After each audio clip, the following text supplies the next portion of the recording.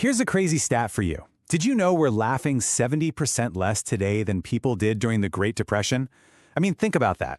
In a world of nonstop stress and back-to-back meetings, it feels like our sense of humor is just gone. But what if laughter isn't just a luxury? What if it's actually a secret weapon for business? Dear book lovers, welcome to another insight-packed book summary episode of Summaropedia. We are here to bring you more titles in less time. In this episode, we are going to explore the important and highly practical lessons from the book The ROI of LOL by Steve Cody and Clayton Fletcher. So let's get right into it. Okay, so before we get into the how-to of using humor at work, we really need to understand the why.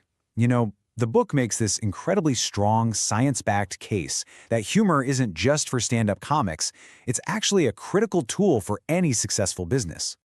I mean, really think about it. You know that moment when you share a real, genuine laugh with a colleague? Something just clicks, doesn't it? A wall comes down, and a connection just sparks out of nowhere. So what is actually going on inside our heads in that moment? Well, when we laugh, our brain unleashes a flood of endorphins. The authors call it a love potion, and honestly, that's not far off. It's this powerful chemical reaction that creates a totally involuntary bond. So when you make someone laugh, their brain gets this little hit of euphoria and connects that amazing feeling with you. That's not just some feel-good fluff, that's the very foundation of trust. So who exactly should be using this love potion? Well, you might be wondering if this is for you, and the short answer is pretty much everyone. Leaders can use it to build cultures where people actually feel safe to take risks and innovate. Sales teams, you can build real rapport that's about so much more than just a sale. And honestly, for anyone who wants to be a better, more compelling communicator, this is a total game changer.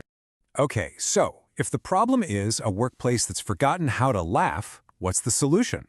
Well, the book lays out this awesome, super memorable framework for building a culture where humor can actually flourish, and it's called TOAST. And no, it's not just for breakfast. Toast is actually the 5 key ingredients you need to create a workplace where people are genuinely happy to show up. So TOAST stands for trust, openness, authenticity, storytelling, and teamwork.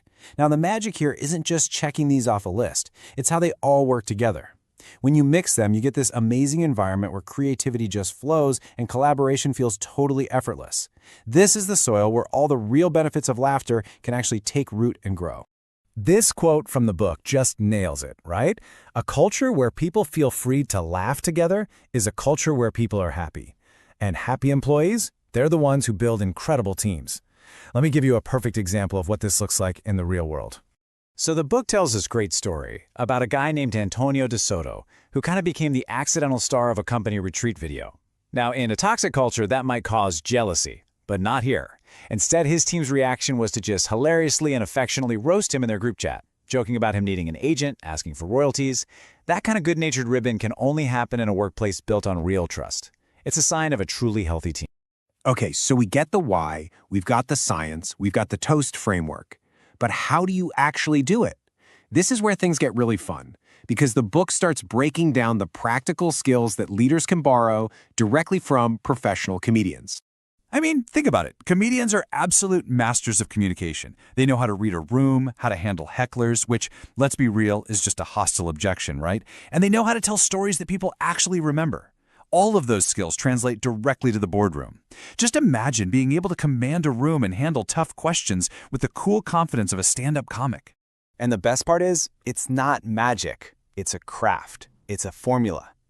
Take the classic setup and punchline. The setup builds an expectation. The punchline completely shatters that expectation with a surprise. That's it. It's a simple tool you can use to make your presentations, your emails, even just everyday conversations more engaging and memorable. It's all about creating that little moment of delightful surprise that makes people lean in. So, who are the masterminds behind this whole idea of mixing comedy with corporate life? Well, the story of the authors is honestly just as fascinating as the book itself, and it's why they're so credible. You couldn't write a better unlikely duo story. On one side, you have Steve Cody, the CEO of a top PR firm. He's hitting a midlife crisis and, kind of on a whim, decides to sign up for a stand-up comedy class. And who's the instructor? Clayton Fletcher, a seasoned New York City comedian.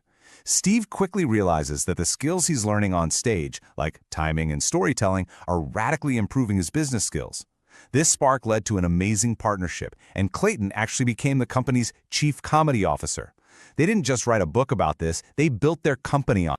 All right, we have covered a ton of ground. So let's boil it all down.